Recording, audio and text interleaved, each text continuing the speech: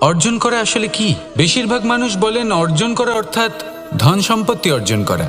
আর কি অর্জন করা যায়? আর কি লাভ করা যায়? আসল প্রশ্ন হলো এটাই যে কি এমন আছে যা বাস্তব রূপে অর্জন করার যোগ্য। তা হলো ব্যবহার, জ্ঞান এবং সন্তোষ। কেন? কারণ আপনি যখন এই সংসার ছেড়ে চলে যাবেন তখন আপনার ধন সম্পত্তি আপনাকে বিদায় জানাতে আসবে না। আপনাকে বিদায় জানাতে আসবে আপনার আপনজন, যাদের সাথে আপনার সুসম্পর্ক ছিল। সমগ্র সংসারে সহস্র মানুষ ধন অর্জন করে থাকেন। শ্রেষ্ঠ মানুষ হলেন তিনি যিনি ব্যবহার, জ্ঞান এবং সন্তোষ অর্জন করে থাকেন, একে সকলের মধ্যে বিতরণ করেন।